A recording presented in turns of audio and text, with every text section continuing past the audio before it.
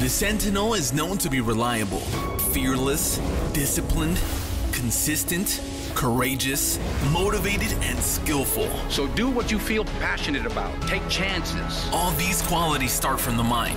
Your mind can be your worst enemy or your most powerful weapon. The world becomes your library to help you to become better at your craft. Is this the dagger? Learn how to achieve greatness and tap into the Sentinel mindset. The following podcast was recorded live in Tucson, Arizona at the League of Executive Protection Specialists, Hard Skill Intensive. We were the honored guests of Byron Rodgers and his team. We hope that you enjoyed today's podcast, but we apologize for some wind. We were 50 feet in the air overlooking this incredible training facility. We hope you enjoy some of the material as we roll it out in the next couple of weeks. For the full experience, we highly recommend checking out the videos on our Instagram as well as our YouTube page. Enjoy, everyone. All right, now listen, Byron, as you know, we are your fellow Canadians, okay? Yeah, much love. Yeah, and one of the things that we've heard from a lot of people in the Canadian world that basically, look at EP, they look at it as like, okay, you can do your couple of days of training, you're good to go. Yeah. There's some people that may look at this training, these hard skills that we see today, and be like, what is the application? What's the application? I mean, do I really need to have this driving in a safe country like Canada? I mean, that could be the notion, but the reality is, this could happen anywhere. Absolutely. Absolutely, it can happen anywhere. I've been in 3 different engagements where I've had to make contact with another vehicle. 2 of those scenarios happened in the United States, right?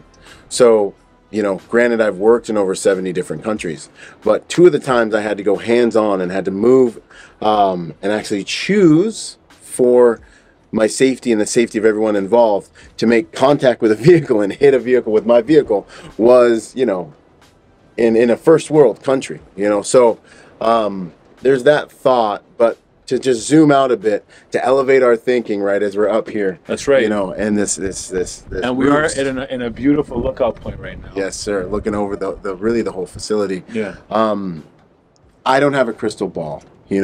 We assess risk for principals, clients, and then we implement security details that cost hundreds of thousands of dollars to protect these humans, millions of dollars to protect these people, right?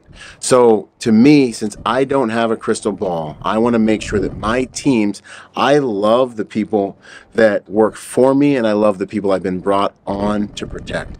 I am not gonna be found wanting as an agent with the skills that I can bring to the table, as an employer with the skills that my teams can bring to the table. The clients and principals and shareholders, they don't know any better. They don't know what you're really capable of. And so for me and for a lot of the really high level companies, and just the way I think a real true protector would look at it is, let's make sure we can handle everything from A to Z, because you don't know. I've got clients that are just great people. They're like, hey, I want to go on a missions trip to Africa. Yes. I want to go see, a church that we maybe are planting, or a humanitarian operation we're doing out there. And I want to go see the facility in the Philippines, in Africa. I've had these scenarios. I've been in these scenarios. Every other op is in a first world country. Now we're going to the Congo. So, and they're going to look at you and expect you to know what to do as the agent. This is perfect right now. Mm-hmm. We, as a security agency in Canada, get solicited for executive protection quite a bit. Right. And it's either to do it directly with the talent or the VIP, or to be a support to their team.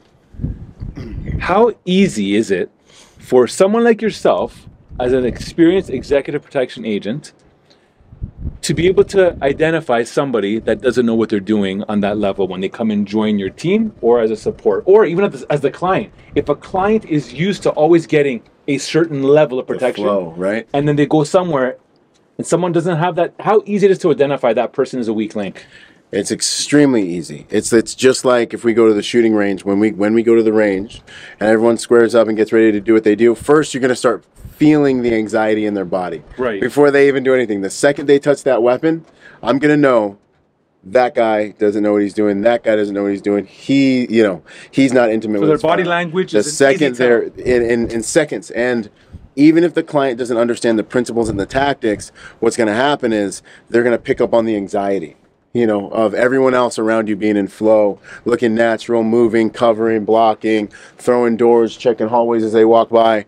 And then that one guy who's just kind of like clunky and like trying to, and not knowing what to do, that Right. one guy who's posing really.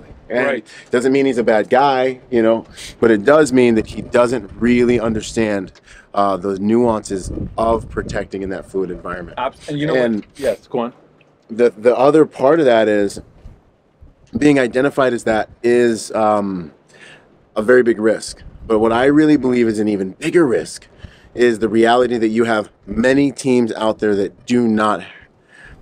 they really haven't been. When's the last time they went to the range? Right. When's the last time they actually went to the dojo? When's the last time they really went and got out on the track and got after it and did any hard skills? When's the last time they did medical? Right. And they really don't know what they're doing, but they really know what they're doing for that principal's life in terms of the flow of that life and how to make it look good and smooth and run smooth. But do they know what they're doing if anything starts to happen in those competencies, those hard skill competencies that we have? Okay.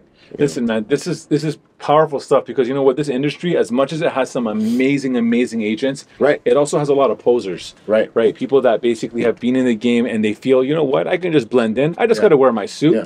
I just got to look the part. Nothing's happened, so I must be good at what I'm doing. That's right. But unless you've been tested, Right.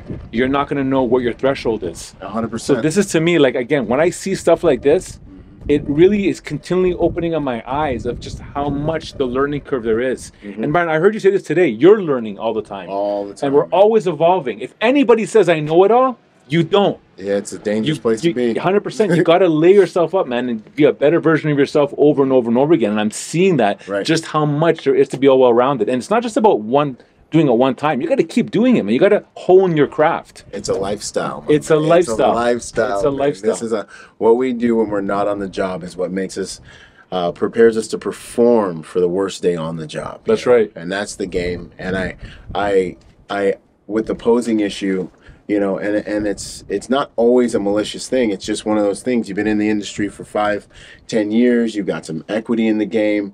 You're making money. Maybe you just got in the industry, right? And you got on a good contract and you're working. I run an in-doc to get on my teams. And I literally heard this the other day.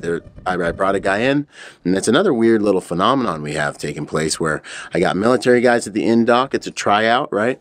I've got law enforcement guys at the tryout. I've got civilian guys at the tryout. Military guys walk in, and they're like, yeah, I'm military. I know what I'm doing, and I'm going to pass the tryout. And I'm like, all right, cool, solid. And I'm not asking these guys to turn water into wine. Basic law enforcement level quals, federal quals, military quals, basic pistol quals, medical, certain little things like that, basic competencies, right? Police officer dudes do okay. Military dudes, do okay, right? But then who ends up winning?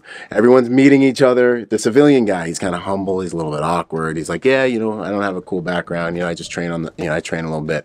And who ends up performing the best?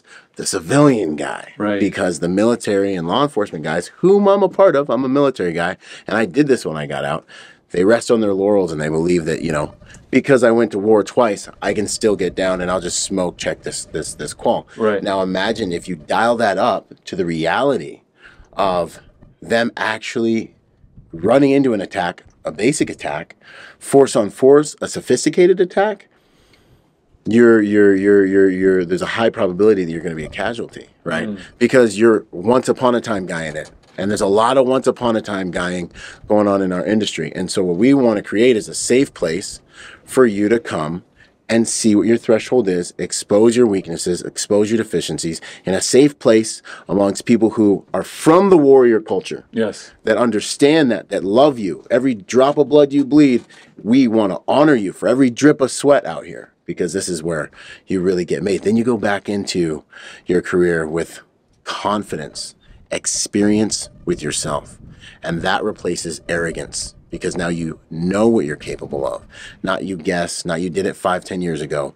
You know what you're capable of, and you're in integrity with yourself, principals, clients, shareholders, and those who depend on you to protect them. Now, I know you said earlier to the group, you were talking about that look at this as if you're almost like a scout is watching you to see how you maneuver. Yeah. That's so important, because a lot of times, even for us back home in Toronto, when we're training our people, we are observing what they are doing to see how they're going to maneuver in the real world, in the actual environments. And that's key here. If you're going to step into a high threshold training environment and you're not going to give it your all, sure, yeah, you paid your money. At the end of the day, Brian, you can just walk away and say whatever. But at the end of the day, if you really want to be part of something, you got to give it your all, man. 100%. And at the end of the day, you're going to be able to see that and say, you know what? Look what this guy's doing. Yeah. I want that guy on my team right now. His mentality is different. His mindset has shifted. He is a protector. Right. And that's what I love about what you said, because you're actively looking at that. Oh yeah, 100%. And you can see the way they're going to perform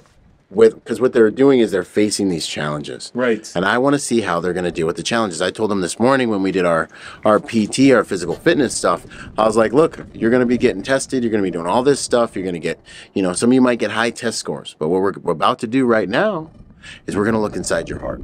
Right. We're going to look inside of who you really, truly are behind the veil. Because what we're going to do now is going to be difficult.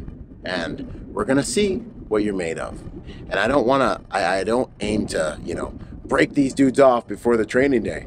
But I do aim to push them and see the character that they've worked on. My goal, if I ever get engaged, I want that enemy to face a man who's died 1,000 deaths in training. Okay, I want him to face a man who's sacrificed 1,000 weaker versions, at least 1,000 weaker versions of himself. Wow. So when we tie up, when we link up and we touch shields in combat, I want him to feel the weight and the momentum of somebody who has been doing the work. And so that's what I'm looking for out there. And for that tryout, for that audition, for that time of assessment, it's about an assessment of the heart. We're going to sit down. You got to pass your medical tests. You got to pass all the tests. But this place is designed to create warriors. It's designed to put you to the test. Yes, sir. You come in one way, you leave another. And it's all love. It's a whole warrior love language subculture that I think our industry has been missing. Right. And I think that maybe I was raised in between the Marine Corps and combat and all the things that happened to me. I think maybe those things really helped me understand, because when I got to the fleet, it wasn't a game. We're going to war. You can die if you don't do this right. Yes. And then I got out and I stayed with that culture, and it's just an honor to have kept that sacred, and then now be able to expose these guys, who may or may not be coming from that culture, to the seriousness and the sacredness of all that stuff. It's amazing, man. It's so amazing. It's amazing. I always, when I see you talk, to these attendees, and even seeing, I forgot his name. Rick, sorry. Rick is amazing. You guys have like a fatherly approach to this. I'm glad you picked up on And that. I love that, because to me, just like a father and a son relationship, where he wants his son to basically be that, Rise up. rise up. That is what I picked up 15 seconds coming in. Yeah. 15 seconds coming into that. Yeah. And I love that. Because you could do the other opposite. You can do the opposite end. Yeah. Soldier, stand down, and all Yeah, this, and rip the guy ego apart. thing, yeah. At the end of the day, we're all growing, right? So sometimes that not be the right message, but the way that you guys approach it, I love it. 100%. No, thank you. I'm glad you picked up on that, because it's like, I don't know, faithful are with the wounds of a friend. It's really that, it's that love language. Man, if I be completely honest with you, man, I almost got a little choked up, man. Yeah. Because we're out there this morning and we're hammering. And Yes. and I told I threw down a tall order to them this morning. We're going to go this far. And I wanted to see if anybody would flinch, and I wanted to see and it was stone cold poker faces out there. And I was like, outstanding. Right. And then we commenced it. And some of these guys, the older gentlemen have injuries. They've lived whole entire lives, retired, all this stuff, but got focused, they got after it, and they started doing what they could do, you know? Yeah. And then we get downrange with the workout, and, you know, there's one of the gentlemen's got an injury, and he's just doing the best he can. And you could just tell, you could feel like his light was a little bit, like dimming, you know what I mean? Like he was kind of, and you got all these young guys around him, you know, pushing, pulling, you know, and he was just kind of like getting down on himself. And I just walked up to him and I was like, good job, brother. And I like just gave him, I wasn't even thinking. I was just, you know, we're out here sweating. This is the most honorable, amazing thing for us to do, right? So I just like walked by him and I give him some encouragement. I don't even remember what I said. Comes up to me later on and he's like, hey man, he's like, thank you for that encouragement. It really meant a lot to me. Amazing. And when you see that look in his eyes, you know, and it's like, there's something to be said for doing the best you can with what you have. That's right. You know, it's like the widow's mite. It's the most sacred thing you can offer. Right. You know, and when I saw that he was really doing that, it just touched me in a special way. Me and him almost like cried together for 2 seconds, and I was like, and I just talked to him, and I was like, this is what it's all about, man. I've never been the biggest, the baddest, the best.